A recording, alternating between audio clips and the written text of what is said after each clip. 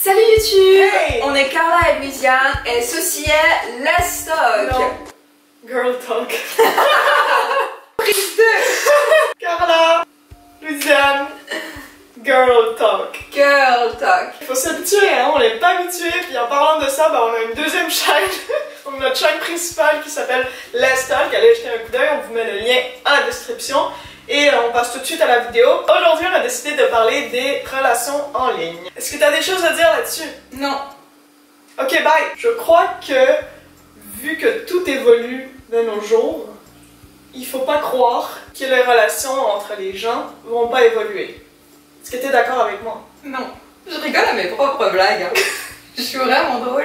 Je pense qu'on peut pas considérer les relations de la même façon qu'on le considérait il y a 40 ans. Parce que justement, il n'y avait pas eu toutes ces améliorations technologiques qu'il y a eu.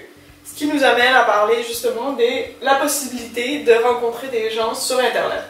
Puis je pense que le point de vue par rapport à ça aussi, peut-être 10 ans auparavant, c'était un petit peu considéré comme une honte, Ouais, limite. aussi, ouais. Alors que maintenant, c'est plus du tout le cas parce qu'on a tellement de gens qui se rencontrent sur Internet de nos jours que c'est vraiment considéré comme une norme normale. Ouais, normal. Par exemple, moi, si je pense aux avantages, c'est en tant que personne un peu timide, qui aurait peut-être un peu honte d'aller parler aux gens dans la rue ou dans un bar ou dans un contexte dans la vraie vie, disons. Je pense que la possibilité de rencontrer quelqu'un sur Internet, c'est intéressant parce que justement, cette gêne disparaît un petit peu. Non, puis t'as pas la tête de la personne en face de toi aussi, quoi. Ça peut mettre la pression. Ouais. Justement, d'essayer d'être drôle, etc. Quand on n'a pas trop confiance en soi, ça peut être aussi un obstacle. Je trouve que c'est aussi bien pour justement les personnes comme gays, lesbiennes, qui ne savent pas, même des fois qui ne sont pas encore sûres d'eux, parce que je trouve que des relations en ligne, c'est comme un premier pas. Ça permet d'explorer aussi exactement.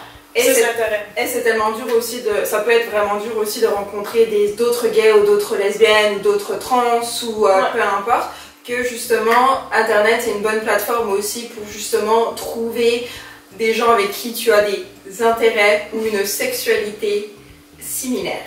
Surtout si tu habites en campagne ou dans une petite ville et il n'y a pas d'autres gays autour de toi, l'Internet ça reste une très bonne option. Est-ce que tu as des inconvénients?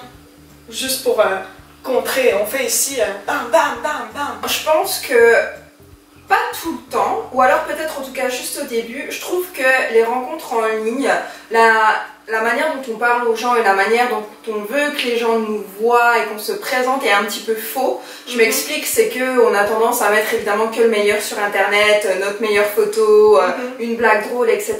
Donc souvent, on essaie d'envoyer une image de nous qui est un petit peu améliorée. Et je pense qu'à partir d'un certain moment, quand on a vraiment une connexion avec une personne, je pense qu'on va au-delà de ça. Mais en tout cas, d'une manière générale, évidemment, on a tendance à mettre que le meilleur. Et donc, vu qu'on fait ça avec nous, je pense que tous les autres font ça aussi. Et donc, on a tendance à mettre peut-être les autres aussi sur un piédestal.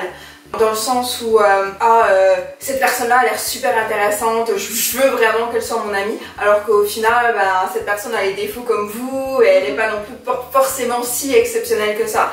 Et je sais que des fois, on tombe de haut, parce que c'est vrai qu'aussi sur Internet, des fois, on est beaucoup plus méchant qu'en vrai. Moi, ça me fait penser surtout aux rencontres dans les applications spécialement faites pour draguer, comme ça peut être Tinder ou un truc comme ça, où j'ai l'impression que les gens sont vraiment directs. Et j'ai un ami gay qui m'a montré souvent des applications gays pour hommes. Et à chaque fois, j'étais dévastée. Ça a l'air beaucoup plus graphique et violent. Hein. Ça a l'air très très violent, ouais, la façon dont eux se traitent, alors que par exemple on dirait que les lesbiennes entre elles par exemple, les femmes d'une manière générale, elles sont un peu plus douces disons, et elles cherchent plutôt la communication, une connexion, elles cherchent quelque chose d'émotionnel, donc vraiment à parler avec la personne, la connaître mieux. Il n'y a pas de milieu, on dirait. Toi, ton premier amour, ça a commencé en ligne. Est-ce que tu peux nous raconter un petit peu comment ça s'est passé? Ouais, j'ai rencontré ma première copine sur un site dédié à The L Word. Donc les intérêts communs étaient déjà là. Et après quelques mois de se parler, j'avais déjà l'impression que j'étais amoureuse d'elle et pourtant on s'était jamais vus. On s'était envoyé des photos, des choses comme ça, oui. mais on s'était jamais vu en vrai. Pourtant, j'avais vraiment des sentiments pour cette personne. C'est pour ça que ce que j'ai dit au début, je crois qu'il faut voir les relations en ligne, pourquoi pas au même niveau qu'une relation dans la vraie vie. C'est surtout avec les moyens de communication maintenant, Skype... Maintenant, en plus, oui, on peut s'appeler, on peut se voir directement. La seule chose qu'on peut pas faire, c'est se toucher. Et bon, pourquoi tu dois toucher mes seins quand tu dis ça? Juste pour qu'ils comprennent. On peut pas faire ça. Mais il y a aussi des couples qui passent pas leur journée comme ça. Arrête! Excuse-moi. Mais je suis tout à fait sûre qu'on peut développer des sentiments pour quelqu'un sur Internet, même si on l'a jamais vu. La preuve, ça m'est arrivé et je crois que ça est arrivé à plein de personnes. On a eu plusieurs commentaires aussi dans notre chaîne, des filles qui avaient rencontré d'autres filles sur Internet et qu'ils avaient une relation à distance sur Internet et que c'était leur relation. Et c'est vrai que peut-être qu'on peut penser sur un coup, ah, mais c'est pas une vraie relation, ou les parents peuvent sûrement penser ça.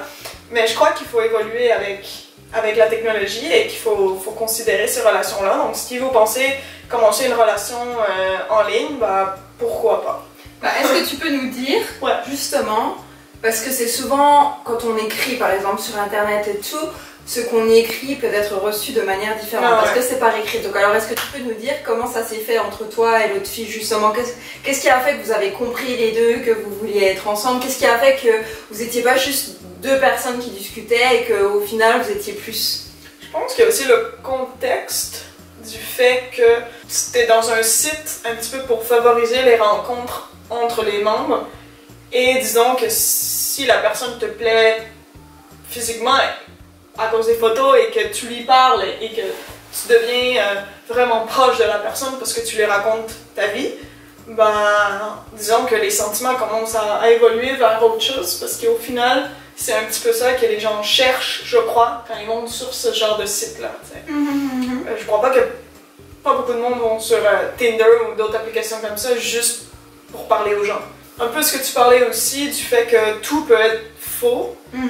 Je crois qu'il faut faire attention. Ça, c'est un des risques, justement, d'Internet en général. C'est que la personne avec qui tu parles, ben, ça peut être la personne ou ça peut être un grand-père en Irlande qui s'amuse à parler à des jeunes personnes.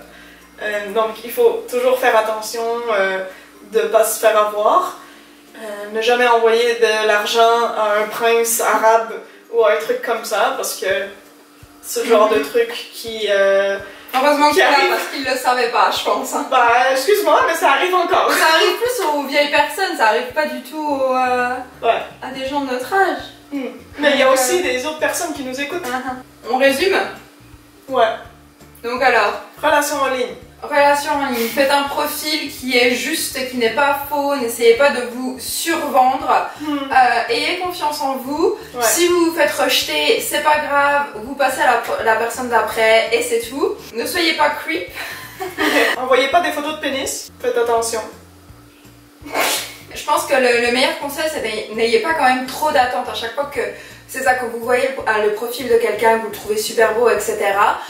N'ayez pas trop d'attentes par rapport à ça. Prenez ça vraiment d'une manière légère. Ne paniquez pas à chaque fois, qu'est-ce que cette personne pense de moi, qu'est-ce que je devrais répondre. Soyez naturel.